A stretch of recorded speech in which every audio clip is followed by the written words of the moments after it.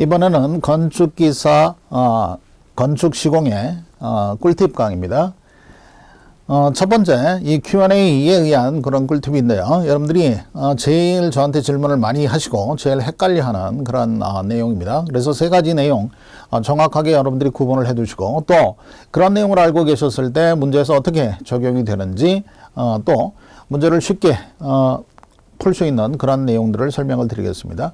첫 번째, 워커빌리티라는 얘기인데, 시공연도 시공성이라고 부르죠. consistency에 의한 작업의 난이 정도, 작업하기 어려운 정도 혹은 쉬운 정도, 또 재래분리에 저항하는 정도 등 복합적인 의미에서의 시공 난이 정도, 이거를 시공성, 시공연도 이렇게 얘기를 하는데, 일단 워커빌리티라든지 consistency, 이거를 시험하는 시험은 슬럼프 시험이다 같이 기억을 해 두셔야 되고, 복합적인 의미에서의 시공 난이 정도 이렇게 되어 있기 때문에 이 워커빌리티를 지배하는 요소는 종합적 요소에 의해서 지배가 된다라고 일단 확인을 해 두시고, 거기에 비해서 consistency, 반죽질기라고 우리가 부르는 것은 단위 수량에 의해서 변화되는 콘크리트의 유동성의 정도, 혼합물의 물기의 정도 이렇게 표현을 합니다. 따라서 물을 많이 집어넣었다라고 그랬을 때는 반죽질기가 질다 이렇게 얘기를 하고, 크다 이렇게 표현을 합니다. 즉 물이 많이 들어간 콘크리트는 묽은 콘크리트, 그 다음에 물이 적게 들어간 콘크리트는 된 비빔 콘크리트, 이렇게 묽다, 되다를 표현할 때 반죽질기라는 말을 씁니다. 따라서 이 반죽질기의 개념에 있어서는 이런 재래분리에 대한 그런 개념이 없다라고 여러분들이 보시면 되겠습니다. 수량의 다소에 따른 물기의 정도만을 뜻한다라고 보시면 돼요. 근데 애매하고 많이들 질문들을 하십니다. 즉 단위 수량이 증가되면 반죽질기가 크게 되는 것이고요, 묽은 콘크리트가 되는 것인데, 단위 수량이 증가되면 시공성이 좋아지는 것 아닙니까? 이렇게 물어보시는 분들이 대단히 많은데, 우리 단위 수량이 증가되면 재료 분리가 많아지기 때문에 시공성이 꼭 좋아지는 것은 아니다. 이 consistency라는 개념은 물에 의해서만 좌우되는 개념이고, 워커빌리티라는 개념은 종합적인 요소에 의해서 지배가 된다. 꼭 기억해 두세요. 그렇다면 물을 많이 집어넣으면 슬럼프 값이 큰 거 아닙니까? 이렇게 물어보시는 분들도 굉장히 많은데, 이 슬럼프의 정의는 일단 강도는 일정한 두 콘크리트 사이의 관계를 뜻하는 겁니다. 즉 슬럼프가 크다 작다라는 그런 의미는 강도는 동일했을 때라는 전제 조건을 갖는다. 즉 물, 시멘트, 비는 일정하게 했을 때 슬럼프가 크다 작다, 즉 유동성이 크다 작다 이렇게 얘기를 합니다. 같은 유동성의 개념인데 워커빌리티라는 개념은 종합적, consistency라는 것은 물에 의해 좌우된다, 슬럼프가 크다 작다라는 얘기는 강도는 일정하다는 전제 조건, 물, 시멘트, 비는 일정하다는 전제 조건에서 시작을 하는 것이다.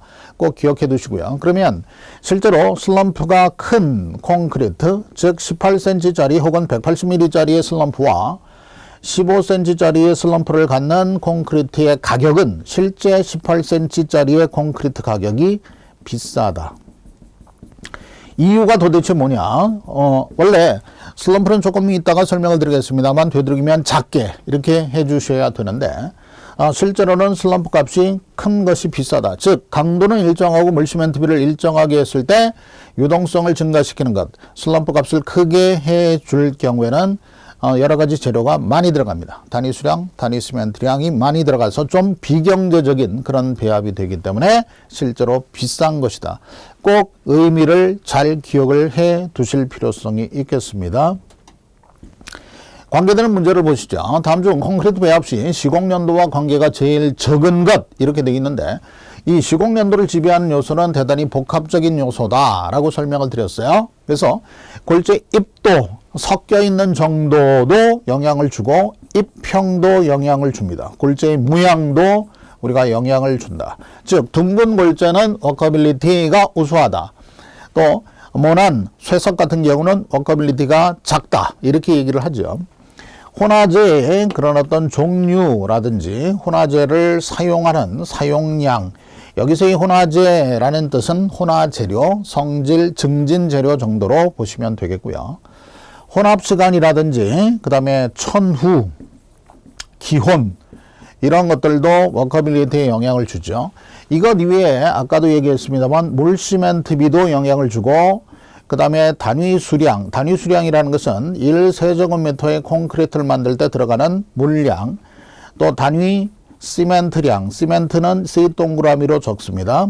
이렇게 단위 시멘트량 다 영향을 준다. 기억을 좀 하고 넘어가 주시길 바라고요. 그 다음에 마찬가지 공기량도 영향을 주죠.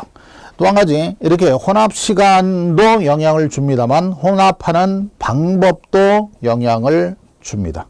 이렇게 빨리 고속으로 비비게 되면 점착성이 훨씬 커지기 때문에 꼭 워커빌리티가 우수하다라고 얘기할 수는 없거든요. 저속으로 휘젓는 방법과 고속으로 빨리 젓는 이런 방법도 있어요. 그래서 시공연도를 지배하는 요소는 이렇게 여러 가지가 되는데 시멘트의 강도하고는 직접적인 관계는 없다라고 여러분들이 선택을 해 주셔야 된다. 그 다음 문제입니다. 다음 중 콘크리트 성질에 대한 설명 중 옳지않은 것. 역시 굳지 않은 콘크리트 성질에 관련된 그런 내용들은 여러분들 시공 문제에 있어서는 좀 까다로운 그런 문제인데요. 피니셔빌리티란 굵은 골재의 최대 지수, 잔골지울, 골재의 입도, 반죽의 질기에 따라서 마무리하기 쉬운 정도를 피니셔빌리티. 2번 단위 수량이 많으면 컨시스턴시가 좋아. 작업이 용이하고 재료 분리가 일어나지 않는다 라고 했는데 이게 틀린 내용이죠. 단위 수량이 많으면 일단 컨시스턴시가 크다. 작업이 용이하고 재료 분리가 일어나지 않는다가 아니라 재료 분리가 많다. 그래서 컨시스턴시가 큰 것은 워커빌리티가 우수한 것은 아니다 라는 내용을 꼭 기억을 좀 해두셔야 됩니다. 앞에서 설명을 드렸습니다만 단위 수량의 다소에 따른 물기의 정도를 consistency, 시공연도라는 것은 복합적인 의미에서 적용을 하는 것이다 라고 여러분들이 보세요. 4번 워커빌리티는 작업의 난이 정도, 재료의 분리에 저항하는 정도를 나타내며 골재 입도, 입형과도 밀접한 관계가 있다라고 그랬죠. 이 3번 항목도 바로 시험 문제가 출제가 된 적이 있는데 블리딩이란 콘크리트 다소를 후 굳지 않은 콘크리트에서 표면에 물이 모이게 되는 현상, 레이턴스의 원인이 된다. 물이 위쪽으로 상승하는 현상을 블리딩이라고 얘기를 합니다. 워커빌리티와 컨시스턴시 꼭 구분을 해 두시길 바랍니다. 시공의 꿀팁 강의였습니다.